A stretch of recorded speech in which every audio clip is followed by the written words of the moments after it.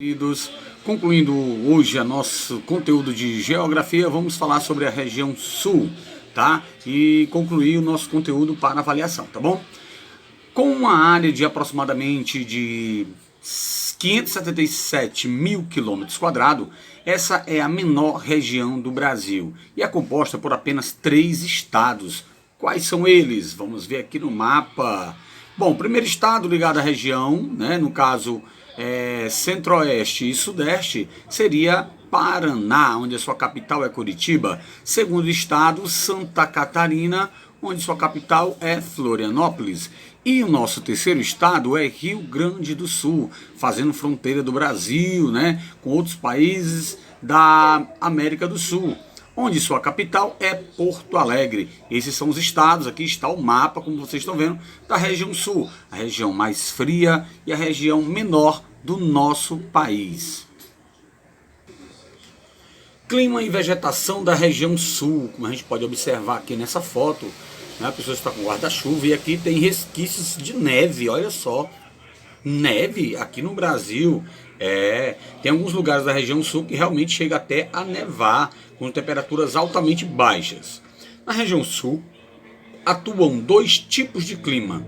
O tropical típico, que ocorre na porção norte do Paraná, e o tropical, que atua no restante da região. As temperaturas mais baixas do país ocorrem nessa região.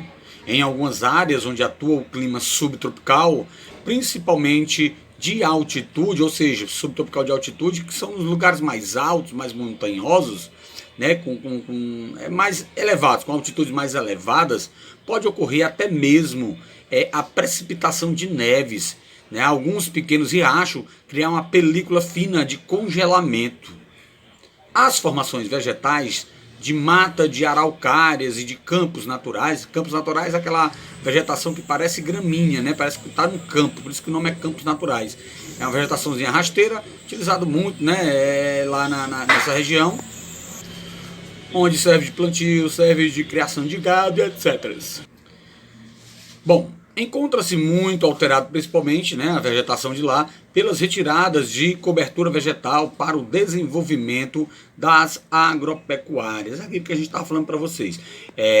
Onde tem, né, criação de animais, parte dessa plantação elas são destruídas, ou seja, elas são eliminadas para que possam fazer o desenvolvimento da agropecuária, né, da criação de animais, tá bom? Observe agora a foto com mais detalhe, que vocês estão vendo aí, ó, certo? Realmente, né, as plantinhas do meio aí, um pouco da pista, está o que? Com neve, gelo. Relevo e hidrografia da região sul.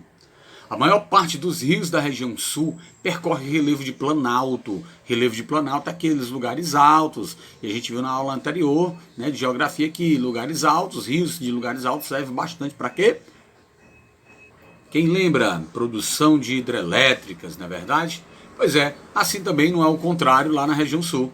Favorece bastante a produção de hidrelétricas. É tanto que lá na região sul é o lugar onde possui e onde foi feito, fabricado, produzido a maior hidrelétrica. Já foi a maior hidrelétrica do mundo e a maior hidrelétrica do Brasil, a hidrelétrica de Itaipu.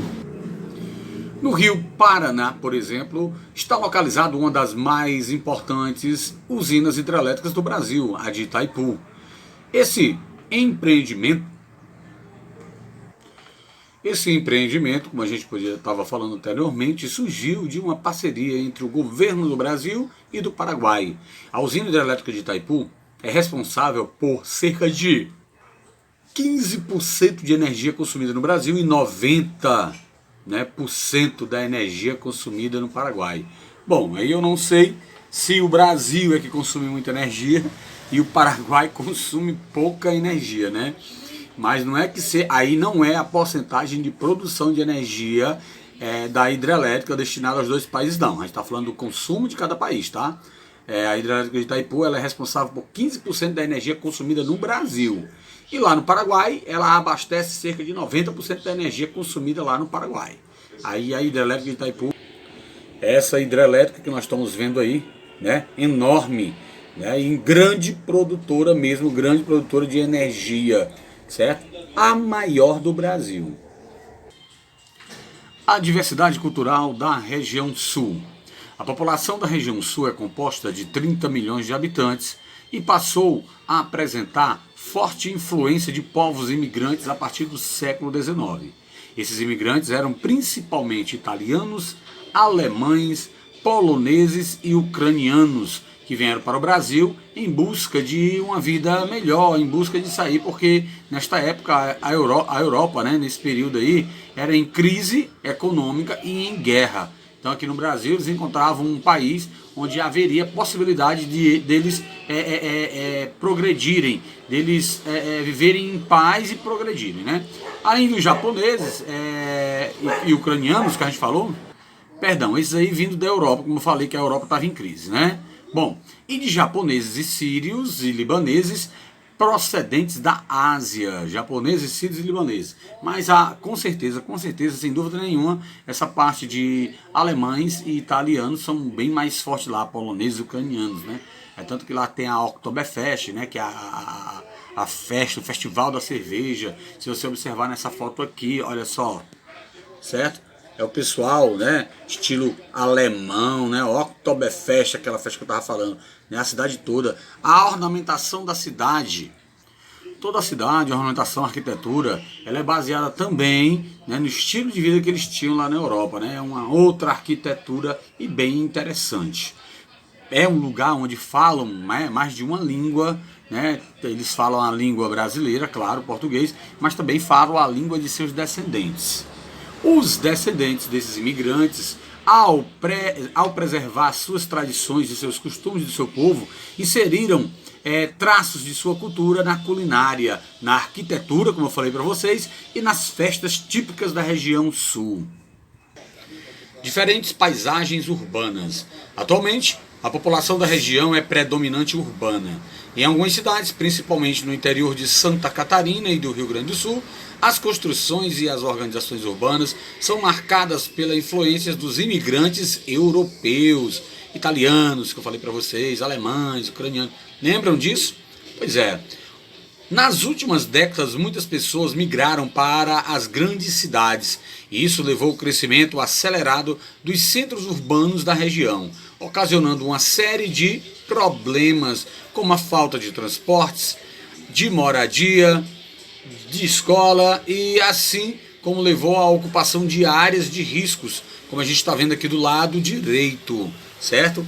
A ocupação de áreas de risco. Mas como assim a ocupação de áreas de riscos? Essas áreas são ocupadas devido à cidade não suportar e não conter mais tantas pessoas. E o que acontece? Elas ficam sem moradia e procuram as áreas de risco para morarem.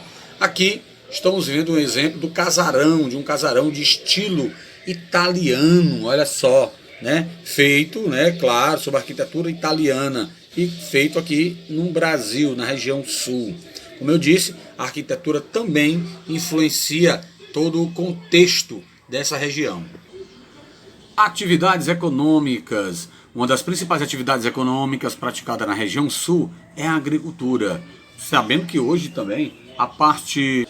Pois é, como a gente tinha dito, uma das principais atividades, né, é a agricultura, mas o turismo também na região sul hoje está muito crescente. Muitas pessoas do Brasil, de fora também, mas do Brasil em si, estão indo para o Rio Grande do Sul visitar o Rio Grande do Sul, Santa Catarina, visitar o Paraná, né, todas essas terras, até ver neve aqui no Brasil, né, e lá realmente são estados e cidades, né, com uma arquitetura muito bonita, né, onde dá aquele ar histórico, um lugar muito legal de se visitar. As características climáticas e os solos férteis da região possibilitam o cultivo de diversos produtos, entre eles o trigo, a aveia, a soja, o café e a cana-de-açúcar, fora outros produtos de clima frio, como a uva, né? Lá tem muitas produções de uva e de vinho, né? Um dos melhores vinhos do Brasil são produzidos lá, né? Diga-se de passagem, porque lá tem uma produção diversificada de uvas, de vinha, né?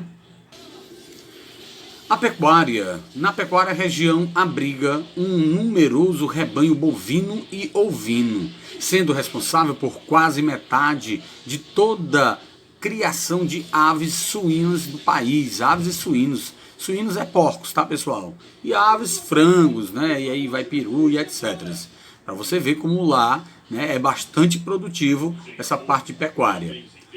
A elevada produtividade agropecuária da região sul está relacionada, em geral, ao emprego de técnicas de maquinários modernos de cultivo da criação de animais.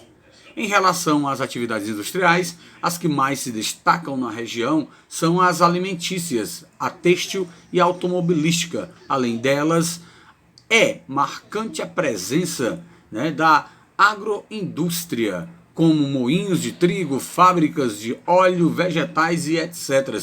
Ou seja, agroindústria. Eles trabalham com o produto natural em sua natureza, sua matéria-prima, e também com a sua transformação no produto final, onde muitas vezes a gente faz isso comprando de fora. Já lá no Rio Grande do Sul, também na região sudeste, claro, mas no Rio Grande do Sul também já produzem isso aí, né? Já tem, né, as suas agroindústrias, né, produzindo trigo, óleos e outros vegetais e outras coisas.